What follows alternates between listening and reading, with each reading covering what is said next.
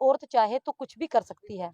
मगर वहीं पे मेरे को किसी शख्स ने कमेंट्स में लिख के भेजा है कि भी इसके अलावा तू और क्या-क्या कर सकती है। वो मैम मुझे बहुत खटका कि कुछ मर्द हमारे समाज में ऐसे हैं कि जो औरत को मर्द के बराबर का दर्जा नहीं देना चाहते।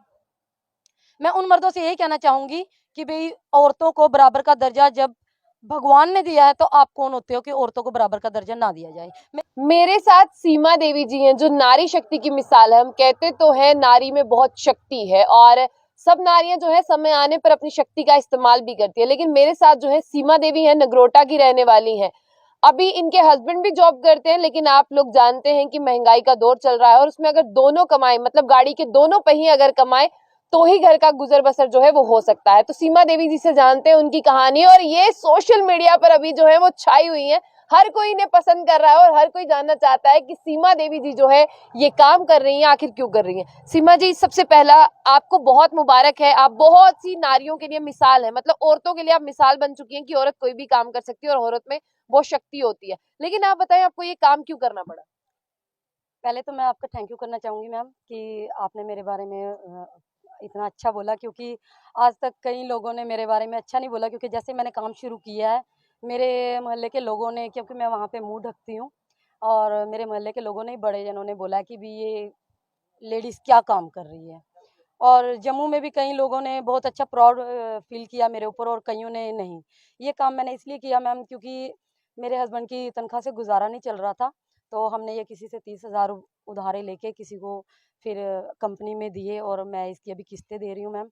तो मेरे हस्बैंड ने ही मुझे ये चलाना सिखाया, क्योंकि वो जॉब करते हैं, तो घर में मैं बेली रहती थी, तो मैंने चलाना सीखा। और तीनों बच्चे मेरे पढ़ने वाले हैं और तीनों बराबर के ही खाने वाले हैं। आजकल की महंगाई के उसमें बच्चों के लिए सब कुछ लेना पड़ता है, खासकर लड़कियों के लिए। तो बड़ी लड़की मेरी 14 साल की है और छोटे वाली मेरी 12 साल की लड़की है, और 15 साल का बेटा है। आपने कहा कि कुछ ने अच्छा बोला और कुछ ने बुरा बोला, लेकिन मैं आपको बता दूं कि मुझे बहुत प्राउड फील होता है कि औरतों के आप रिक्शा चला रही हैं और आप एक मिसाल कायम कर रही हैं कि औरत क्या नहीं कर सकती। हाँ जी मैम, औरत सब कुछ कर सकती है। औरत चाहे रिक्शा भी चला सकती है, जहाज भी चला रही है, सब कुछ कर रही है। तो मैंने भी उन्हीं के उस पे किया कि जब औरत ट्रेन तक चला सकती है, जहाज तक चला सकती है, तो ये तो ऑटो है, ये मैं चला सकती हूँ। हस्बैंड आपके साथ है ना? हाँ जी फिर मैम। कौन सी दुनिया का डर है? नहीं मैम, मुझे किसी का डर नहीं है, क्योंकि फैमिली से जब सपोर्ट मिलता है ना तो हिम्मत और बढ़ जाती है। मेरे हस्बैंड का बहुत सपोर्ट है, बल्कि मेरे बेटे का मेरे साथ सपोर्ट नहीं है। वो बोलता है मम्मा अच्छी नहीं लगती चलाते हुए। बेटा कितने सालों का है? मैम 15 साल का बेटा है। अच्छा, बेटी से बड़ा है बेटा। हाँ जी मैम। तो बेटा क्यों सपोर्ट नहीं करता? आज आपको बहुत से लोग जान रहे हैं, मैंने कहा ना आप सोशल मीडिया सेंसेशन है, तभी हम यहाँ तक पहुंचे आपको देख के सोशल मीडिया के थ्रू। मैम बेटा क्या कहता है, उसके क्या अल्फाज है? अल्फाज उसके यही है मैम, वो पहले इंटरव्यू मेरा आया, उसके बाद से ही दूसरे सर आए इंटरव्यू लेने के लिए, तो तब से मेरा बेटा मुझे आ रहा है सर मैम बेटा, तब से ही मेरा बेटा बोल रहा है कि मम्मा अब तू नहीं चलाएगी, मैं सीखूंगा और मैं खुद चलाऊंगा। तो आपने क्या उसकी बात मानी कि अब वो आप घर बैठे तो वो चलाए? नहीं मैम, मैंने उसकी बात नहीं मानी। मैंने बोला बेटा तुम्हारा पढ़ने का दौर है, तुम पढ़ो, तुमको मैंने कुछ बनाना है कि अपने पैरों पे स्टैंड रहो, कल को किसी के आगे हाथ पसारने के लायक ना रहो कि भी कल को इनके माँ बाप ने कुछ किया नहीं। क्योंकि जैसे मेरे माँ बाप ने मेरे को 9th में पढ़ते पढ़ते ही शादी मतलब कर दी मेरी, तो मैं कुछ बनना चाहती थी, मगर मेरे माँ बाप ने मुझे बनने नहीं दिया। मैं चाहती हूँ कि मेरे बच्चे कुछ बने। बिल्कुल, इसीलिए आप इतनी कड़ी मेहनत कर हाँ रही हैं। हाँ जी मैम। लोगों के ताने भी सुन रही हैं, बातें भी सुन हाँ रही जी हैं। मैम, सब कुछ सुन रही हूँ, ताने भी सुन रही हूँ, बातें भी सुन रही हूँ, मगर मैं मैम जैसे शुरू से स्कूल में जैसे मैं पढ़ती थी, तब से ही मैं किसी भी लोगों की परवाह नहीं करती हूँ, अभी भी मैं परवाह नहीं करती हूँ। शादी मेरी हो चुकी है, कई लोग मुझे बहुत कुछ बोलते हैं, शुरू से ही बोलते आए हैं, मगर मैम मैं परवाह नहीं करती हूँ किसी। बिल्कुल नहीं करना, आप किसी की परवाह मत नहीं मैम, करना, बिल्कुल क्योंकि जब आपके हस्बैंड आपके साथ हैं, आपके परिवार आपके साथ है, बेटा आज नहीं तो कल वो भी साथ आ जाएगा, लेकिन किसी की मत सुनना। और आप बहुत सी औरतों के लिए मिसाल है। कुछ कहना चाहेंगी औरतों को जो डर जाती हैं, जो समाज के डर से बाहर नहीं आती, अपने जैसे आप अपने घर वाले की हेल्प करने के लिए बाहर निकली हैं? मैम मैं यही कहना चाहूँगी कि औरतों को सुनने को बहुत कुछ मिलता है। कई लोग अच्छा भी बोलते हैं, कई लोग बुरा भी बोलते हैं, मगर लोगों की परवाह मत करो, अपने बच्चों को देखो, अपना घर परिवार देखो और आगे बढ़ो। बिल्कुल, लोगों की परवाह बिल्कुल नहीं करनी। और कई लोग जो बुरा बोलते हैं, मैं उनके लिए कह दूं कि जरूरत पड़ने पर हो सके आप भी यही काम कर रहे हैं, लेकिन अभी आप जो है वो दूसरे को सफलता की ओर जाते हुए जो है वो रोक रहे हैं। और हम आपको ये भी बता दें कि इससे पहले भी हमारे जम्मू की एक कठुआ साइड से एक मैम थी मिस पूजा, वो ट्रक और ये सारी जितनी भी बड़ी बड़ी गाड़ियां हैं वो भी चलाती थी। लोगों ने भी उन्हें ताने दिए थे, लेकिन उन्होंने भी जो है वो सफलता हासिल की है। लेकिन आज उन्होंने काम छोड़ दिया है। लेकिन आप भविष्य में क्या सोच रही हैं कि जब आप अपने पति की हेल्प कर ले, आप ये काम छोड़ेंगी या जारी नहीं रखेंगी? नहीं मैम, मैं ये काम नहीं छोड़ूंगी, क्योंकि मुझे चलाते वक्त ऐसा प्राउड फील होता है ना कि जैसे मैं बहुत बड़ी गाड़ी चला रही हूँ, कि बहुत अच्छा लगता है मुझे, और मैं ये काम नहीं छोड़ूंगी मैम। मेरे तो अभी दूसरा ऑटो भी डालने की सलाह है, क्योंकि किसी मौके इस ऑटो में कोई दिक्कत पड़ जाती है। मेरे स्कूल के बच्चे लगाए हैं मैंने, मेरे मोहल्ले से ही, और मेरे खुद के बच्चे भी हैं जो मुझे स्कूल छोड़ने होते हैं, लेने होते हैं। तो मैम मैं दूसरे ऑटो के लिए इसलिए सोच रही हूँ, कभी इसमें प्रॉब्लम हो जाए तो मैम मैं अपना दूसरा ऑटो निकाल के बच्चों को। गुजारा हो रहा है ना? हाँ जी मैम। ऊपर वाले का शुक्रिया अदा करती हैं हाँ ना? जी मैम, खुद शुक्रिया अदा करती हूँ। चलिए, एक छोटा सा मैसेज बहुत सी नारियों के लिए।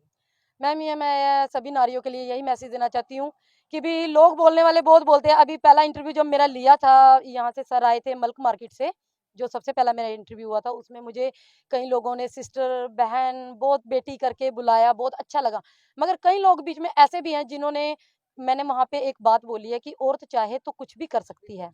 मगर वहीं पे मेरे को किसी शख्स ने कमेंट्स में लिख के भेजा है कि भी इसके अलावा तू और क्या-क्या कर सकती है। वो मैम मुझे बहुत खटका कि कुछ मर्द हमारे समाज में ऐसे हैं कि जो औरत को मर्द के बराबर का दर्जा नहीं देना चाहते। मैं उन मर्दों से यही कहना चाहूँगी कि भई औरतों को बराबर का दर्जा जब भगवान ने दिया है, तो आप कौन होते हो कि औरतों को बराबर का दर्जा ना दिया जाए। मेरे हस्बैंड ने मुझे बराबर का दर्जा दिया है कि औरत और आदमी में कोई फ़र्क नहीं है, कमा, अपने बच्चों को पढ़ा। कोई भी कुछ बोलता है, किसी की परवाह नहीं करनी है। मैं उन नारियों को भी यही कहना चाहती हूँ कि किसी की परवाह मत करो, अपने घर से बाहर निकलो, कमाओ और अपने बच्चों को अच्छी परवरिश सीमा दो। जी, आपने कहा कि भगवान ने बराबर का दर्जा नहीं, औरत को मर्द से ज्यादा ऊपर दर्जा दिया, तभी वो एक बच्चे को जन्म देती है। जो मगर मैम हमारे समाज में औरत को दर्जा नहीं दिया जाता। हमारे समाज में यही कहा जाता है कि औरत एक पैर की जूती होती है। मगर मैं ये कहती हूँ औरत पैर की जूती नहीं है, आदमी के सिर का ताज है। मगर कई लोग समझे तब। सीमा जी, मेरे को इजाजत है, मैं आपकी बच्चियों से बात कर हाँ लूं? जी मैम, हाँ जी। शुक्रिया। चलिए, सीमा जी की बच्चियों से बात करते हैं, और सीमा जी के विचार भी इतने खूबसूरत हैं कि जिस तरह से मैं आपसे कहूँ कि इस आपका नाम क्या बेटा? दिव्यांशी। दिव्यांशी, आपका नाम?